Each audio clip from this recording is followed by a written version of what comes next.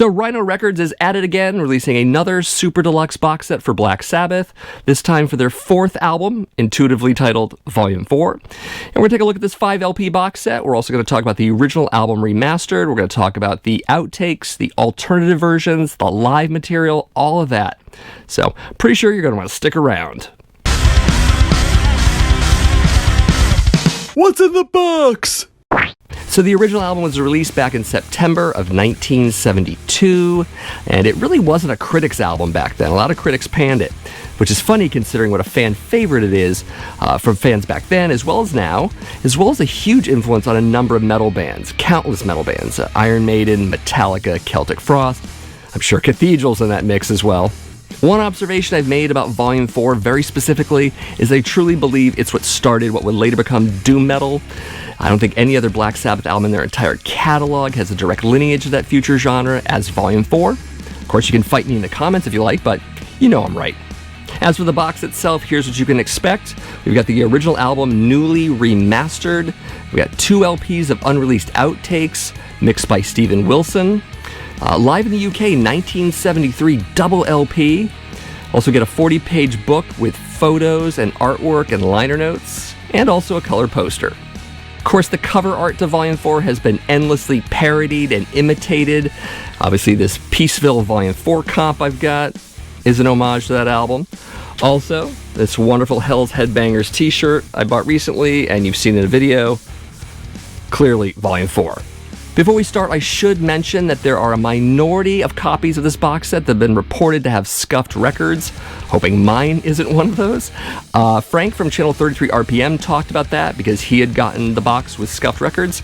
I will link his video in the description of my video. You can check that out if you're concerned. So with that, let's open up a box set. All right, here's the front of it, obviously, with a lovely hype sticker. All right, let's get this open.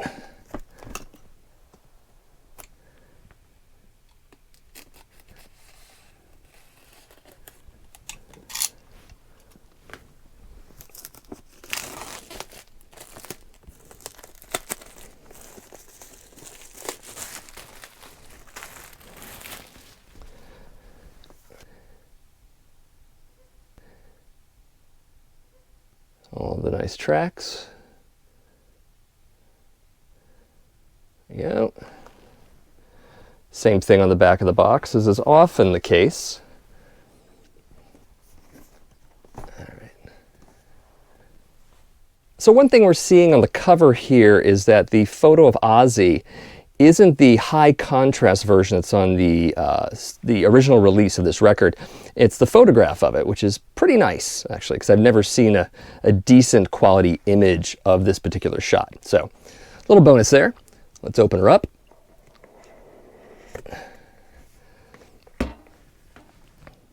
Right away, we have the book. Take a look at that. Get this out of the way. All right. So right away, much like the Paranoid book, we have the devil designs laid out on the end sheets here. Right away, some great pictures.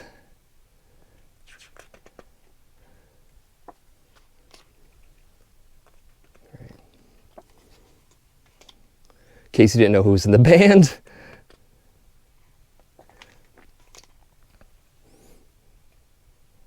There's the image of Ozzy. It looks reversed. Actually, that's the right way, considering how Iommi's holding that guitar. So the image on the cover is actually reversed. That's an interesting detail. I never knew that before.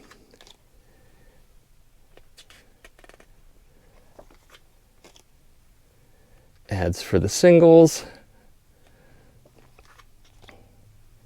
More of these newspaper and magazine clippings. We saw some of these in Paranoid's box set as well. It's going to be great to read all these quotes and other bits about it.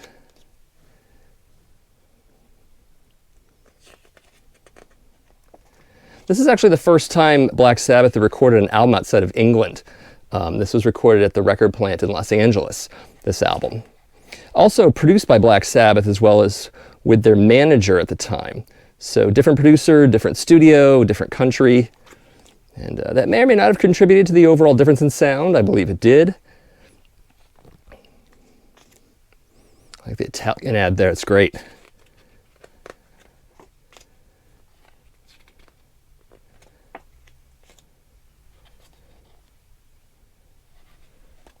Yeah, and the singles, of course. Notes from the record plant. More singles, more disc labels.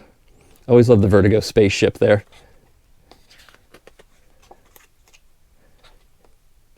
And some track listings. Nice little live shot. Not a lot of people there, less than you would think.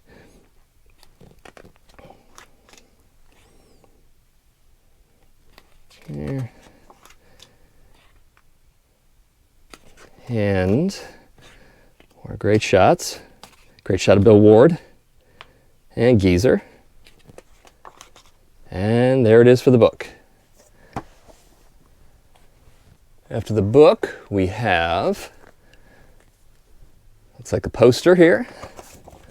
Take a look at that. Ooh. Has the original title, which is Snowblind. A lot of people don't know that was the working title for this album. Got changed to Volume 4. Label pressure again. Vertigo wasn't too excited about a reference to cocaine. Although that might have something to do with the fact that there was lots of cocaine going around during the recording of this album. Quite a bit, actually. Next up is the original album, remastered. An alternate shot of Ozzy there, which is pretty cool. Likewise, the same image. Let's take a look at the vinyl. Yeah. Warner Records label. I like that they reproduced the olive color of the original Sabbath releases when they were on Warner Brothers. Pretty cool. I did want to talk about the tracks for a little bit. My favorites are Tomorrow's Dream, Supernaut, and Under the Sun, but especially Snowblind. And what's kind of funny about that is I probably had never so much as seen cocaine back in 1983 when I first bought this album. But, you know, kind of fun. I'm not a big fan of changes. I know a lot of people aren't as well. I also think about that awful version Ozzy did with his daughter Kelly back in 2003, which was really cringy. But even the original I've never been 100% about. Rarely am I in the mood for it. But maybe I liked it more as a kid. I'm not really sure, but I haven't heard it in a while. We'll see how I feel about it once I put this record on the turntable. But yeah, changes. Next up is the Outtakes and New Mixes record here. Got a nice image of Iommi instead, which is pretty cool. I'm going to guess the whole band's going to be done here. Yep, New Mixes. There are the tracks there for you.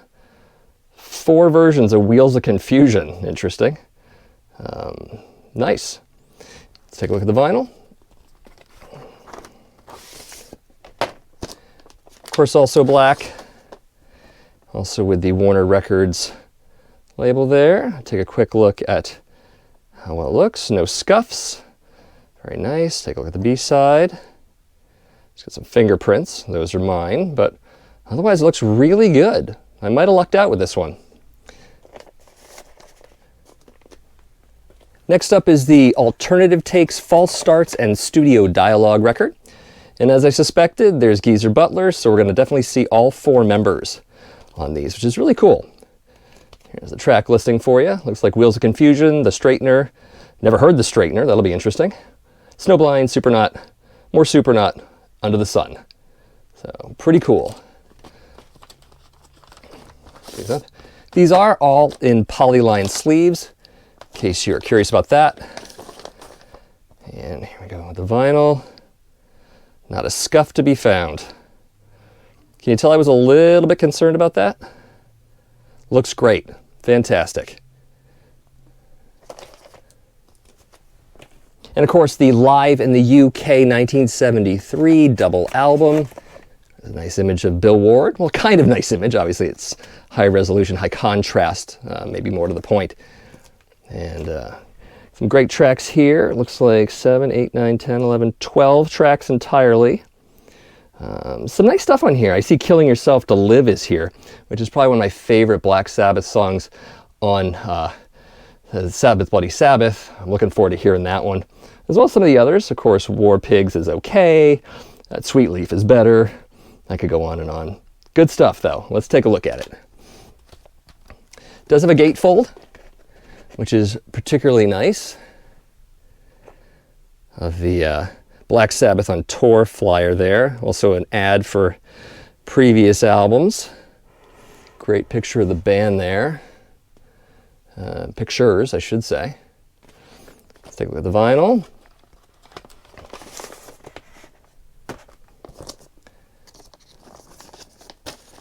There's an opening here somewhere. There we go. So, not bad. Yeah, just taking a look. There might be some slight scuffing on this record. Very faint. Oh, well, there is a little bit of a scuff right there. So, there is a little bit on this record. We'll have to play and see how it sounds ultimately. But it's not too bad. Let's take a look at the other one.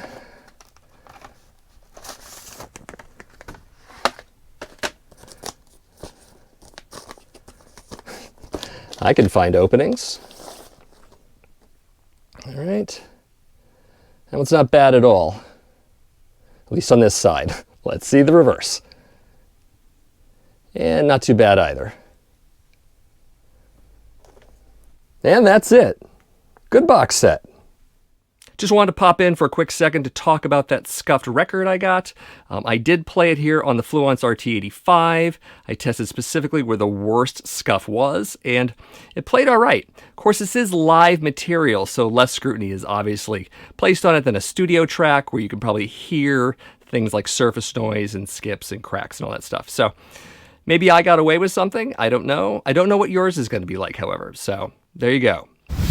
And that's my unboxing of the Volume 4 Super Deluxe Edition 5LP box set by Black Sabbath. If you're looking to get your own, they're running for about $110 US. They're still sold at the Rhino Records website, as well as other online retailers. It's out there. So compared to the last box set Rhino Records put out for Black Sabbath, such being Paranoid, I did a video for that, go watch that after this. The Volume 4 box set is a bit heavier on the bonus studio material and a little lighter on live tracks, and that's okay. I don't need 3 records full of live material, 2 will suffice. Also, there's no reproduction of a tour book. Paranoid had that, Volume 4 does not, but that's not a big deal to me either. So definitely excited to hear the remastered album. Also the alternate takes of some of my favorite songs from Volume 4. That's going to be pretty cool. Live material. Love live Black Sabbath, especially Ozzy era live Sabbath. So that'll be fun. And of course that great book. Really going to enjoy reading that. Of course, it's already been announced that there's going to be yet another Black Sabbath box set coming out, this time in June of 2021. This will be for the album Sabotage. Amazing album. I tend to bounce between Master Reality and Sabotage, my favorite Sabbath album. So I'm probably going to pick this one up, but are you interested in this? You should definitely let me know in the comments if you even want to see an unboxing of Sabotage. I mean, I'm probably going to get it anyways, but I definitely want to get your input. And as always, let me know what you thought of the Volume 4 box set. Maybe you have one, let me know that. Maybe you're thinking about getting one, let me know that too. Heck, if you just love the album specifically, like I do, you can let me know that. And anything else about Volume 4 or the box set, leave it all in the comments. We'd definitely love to hear it. And of course, if you dug this video, definitely give it a like. Also subscribe if you haven't already done so. Share the video with friends. This is the Accusation Network. Every single week, I do metal vinyl collecting videos, either once a week, twice a week. You know how it goes. Anyways, definitely like, subscribe, and share. That helps me out. And I love help. So thanks for watching, and I'll see you in the next video.